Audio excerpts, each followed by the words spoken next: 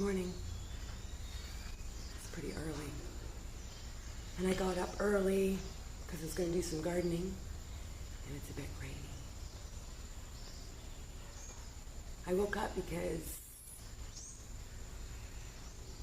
I don't want to talk about it. I had a rough day yesterday.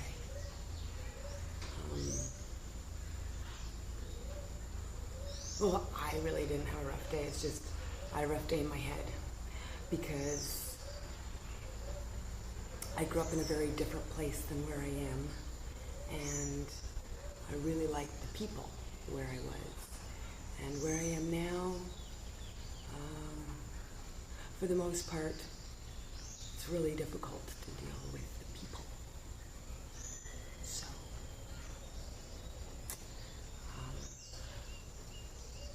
I just never would have met the type of people that I met here at home. And I find that their ideologies about things are disturbing. And I believe that they live their life in a way that uses principles that don't exist. And that's frustrating for me. So I went and had lunch for the first time in about 4 months with ate with another human being, first time in 4 months, which is always nice to share a meal with another person. But I spend most of my time hibernating and hermiting because, well, the types of people that I would end up having a meal with will be dealing with issues, would say things that would make me think about things that weren't nice, that I don't want to think about. In fact, if I was at home and had a husband and children, I would be really self-involved and taking care of my own things. But because I'm a single person, and I can spend a lot of time thinking about things outside of me. So,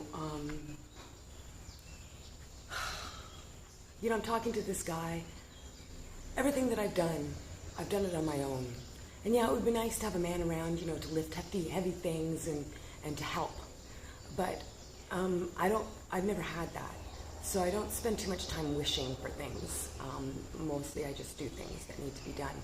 So this man is complaining to me that he has a $500,000 property, and he has to be the cook, and he has to be the cleaning lady, and he has to be the gardener, and he has to be the painter, and he has to be the administrator, and he has to be the promoter. And he's kind of complaining that there's all these things that he has to do, and how much, and he starts speaking about gender, how women make a beautiful home, and they have the woman's touch, and men can't do these kinds of things, which is a real generalization. But I think he was trying to tell me, hey, if you behave properly, this home could be yours, and you could decorate it, and you could be the thing that's missing. So as he's saying, I have to do this, and I have to do this, and he's complaining that he's got, all these roles that he shouldn't have to take. He should just be the big boss and sit back and watch all the work happen. He says, I have to be the painter, I have to be the cook, I have to be the cleaning lady, and I have to be the little black slave. And I said, what? And he says, I have to repeat it himself, like he didn't know what I needed repeated. I have to do this, and I have to be the little black slave. So what is that supposed to mean? He says, I didn't want to say nigger. Well, good. But this is the kind of thing that just rolls off the tongue of these people like it's normal conversation. And I'm totally offended and astounded that kind of language he feels is acceptable or normal. The next day, which was yesterday, he says, oh, blah, blah, blah, my maid left. So doesn't he know that who he's speaking to has a brain and is going to put some 2 and 2 together? Like, now I know that he's a bigot. And if he wanted me to know that, then he did it. And I know that he's got sex gender issues.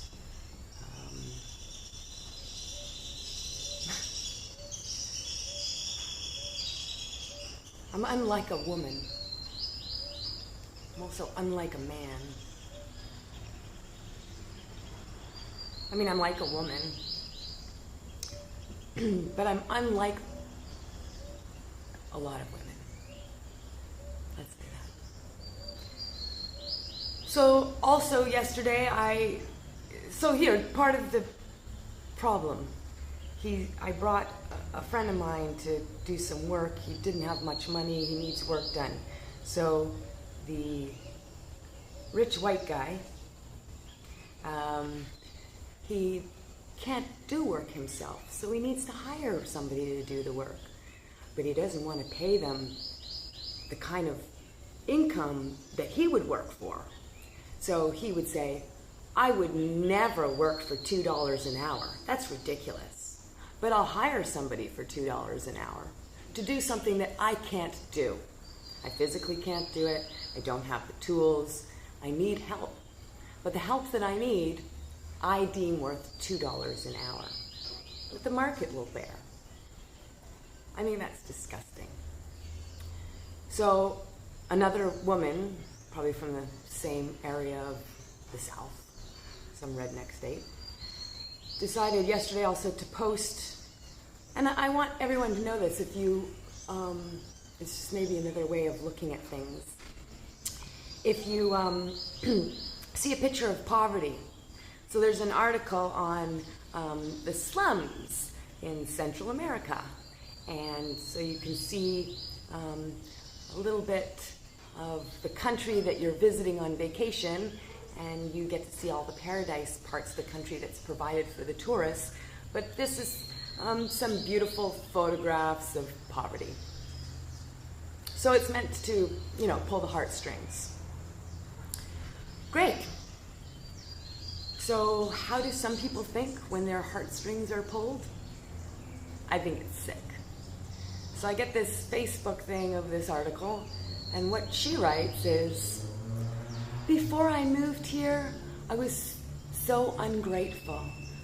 And coming here and seeing kids play with balls in the street made me so grateful for what I have. It's nice to be here and to be so grateful. My life is blessed.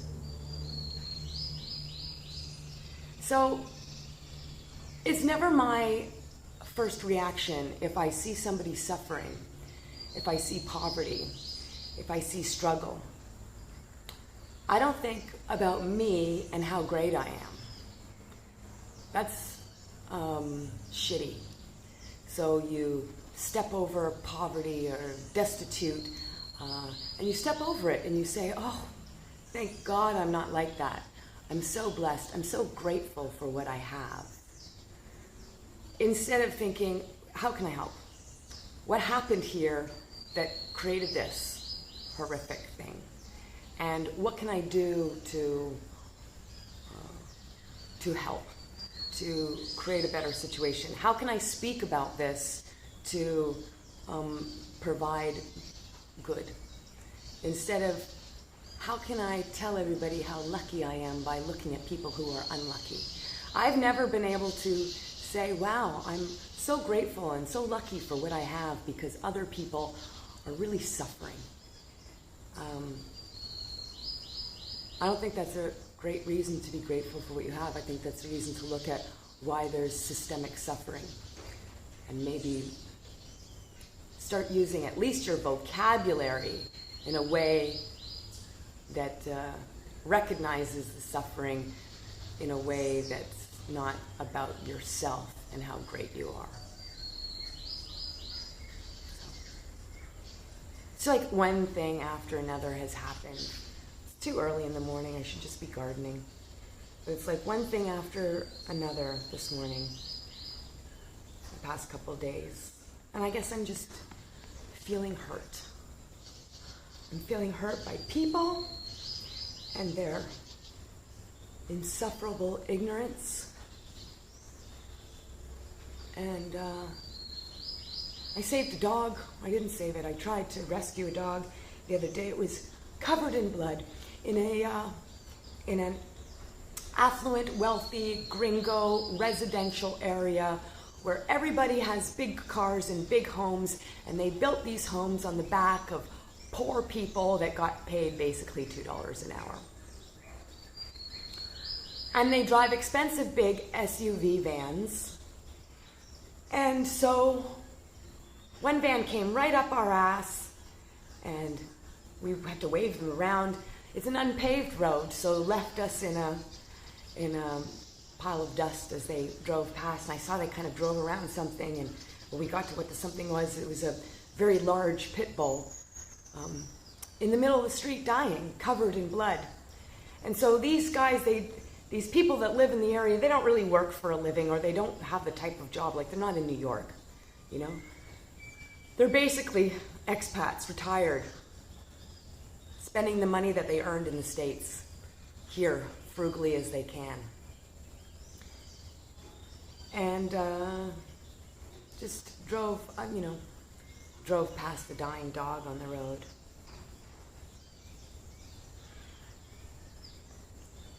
I don't know. It was two cars. Maybe they were in a rush. But I don't know. It's frustrating to be here because it's beautiful. It's beautiful. It's breathtaking. And I like to work hard. And I've worked harder here than any other time in my life. I have a lot of, living in an apartment in Toronto, it's like, I gotta clean my apartment. This is a little bit different. So, keeps me busy, which is good. So I have lots of things to do.